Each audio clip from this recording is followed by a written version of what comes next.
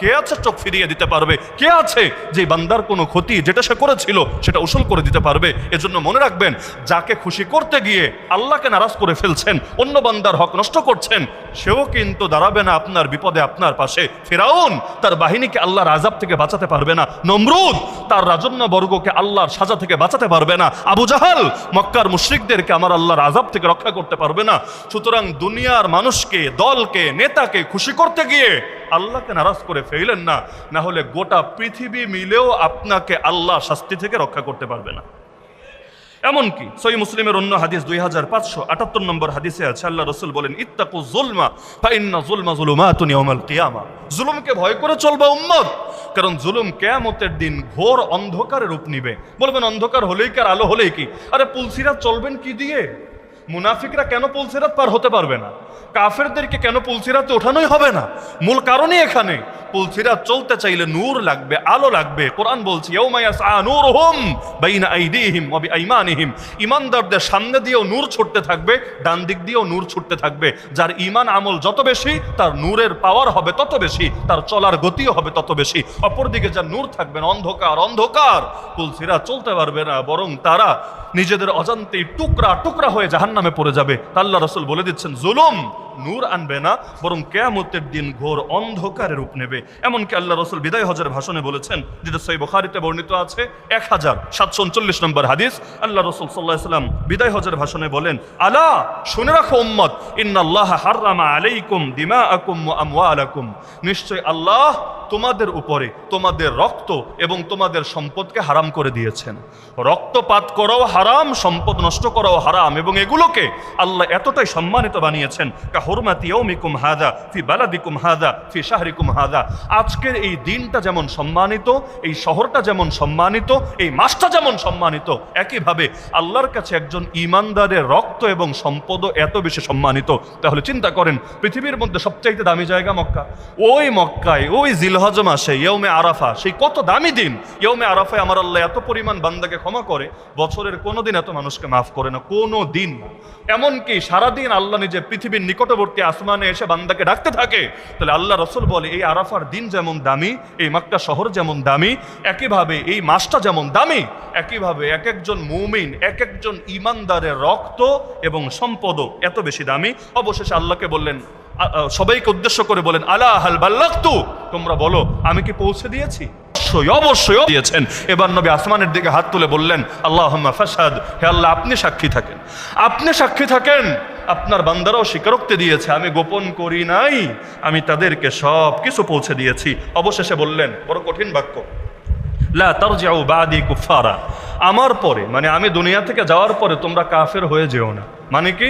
নবী নিজেই ব্যাখ্যা দিচ্ছেন, ইয়াদরিবু বাদুকুম রিকাব বাদ, একজন আরেকজনের গর্দান নামায় দিবা, একজন আরেকজনের কল্লা কাটবা, এই কাজ করতে যেও না। তাহলে প্রথম বাক্য আর দ্বিতীয় বাক্য মিলান, আমার পরে কাফের হয়ে যেও না। কাফের বলতে কি বোঝায়? যে মূর্তি পূজা করবে, গায়রুল্লাহর সেজদা দিবে, এগুলোই তো। কিন্তু নবী ব্যাখ্যা দিচ্ছেন নিজেই যে এই কাফের মানে হলো একজন আরেকজনের গর্দান উড়াতে যেও না।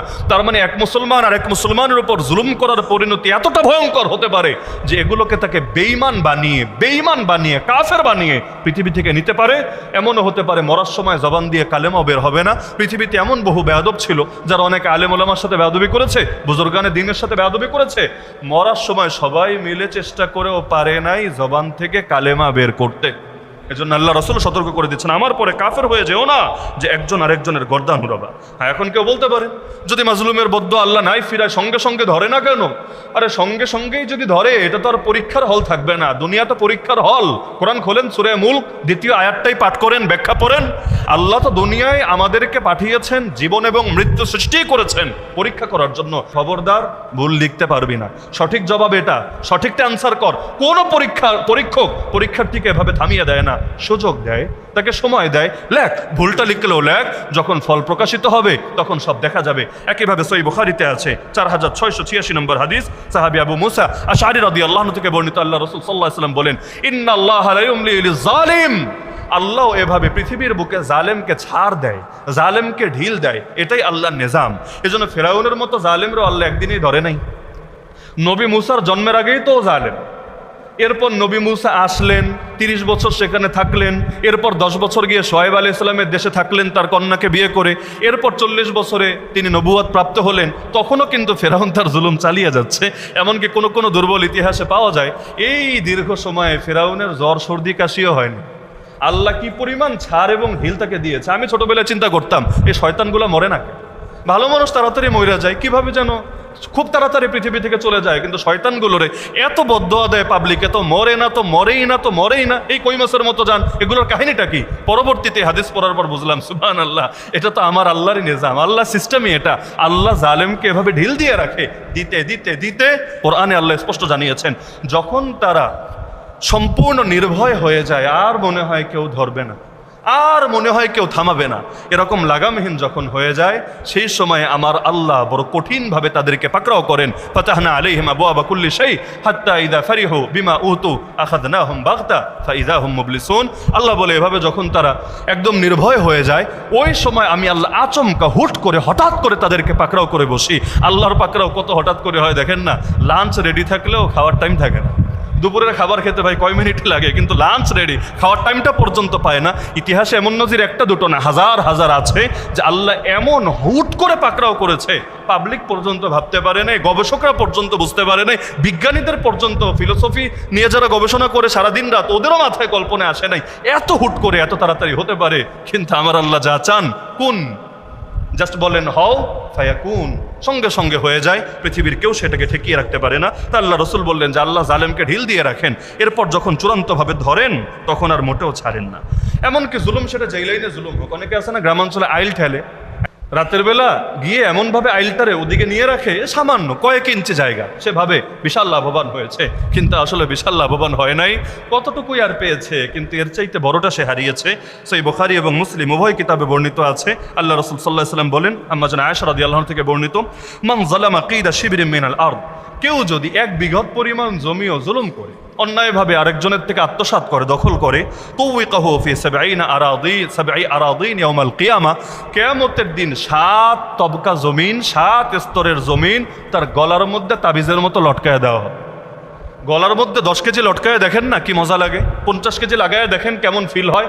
সেখানেই 7 তবকা জমিনের ওজন কত, আল্লাহ রাব্বুল আলামিন এটা লটকায় দিবেন গলার সাথে। তোর তো জমিন খাওয়ার বড় আগ্রহ, এবার খা জমিন, এবার এটার মজা ভোগ কর। এমনকি সহিহ বুখারীতে আছে, আল্লাহ রাসূল সতর্ক করে দিয়েছেন, মান কানা ইনদাহু লিআখিহি মাজলিমাতুম মিন আরদিহি আও মিন শাই, কারো নিকট যদি অন্য কারো কোনো হক থাকে, জুলুম করে নিয়েছে, সেটা জমিনই হোক অন্য যা কিছুই হোক, নবী বলেন ফালিয়াতাহাল্লাল মিনহু আল ইয়াউম, আজকে অর্থাৎ মরার আগেই সে যেন তার থেকে সেটা সমঝোতা করে নেয়, ক্ষমা চেয়ে নেয়। ওয়া ইন কানা লাহু আমালুন সালিহুন উখিযা মিনহু বিকদরি মাজলিমাতি, নেক আমল যদি কিছু থাকে জুলুম পরিমাণ উসুল করে নেওয়া হবে। ওয়া ইল্লাম ইয়াকুন লাহু হাসানাত, আর নেক আমল যদি না থাকে উখিযা মিন সাইয়্যাতি সাহিবিহি ফাহুমিলা আলাইহি, তাহলে অন্যের গুনাহগুলো নিয়ে তার কাঁধের উপর চাপিয়ে দেওয়া হবে।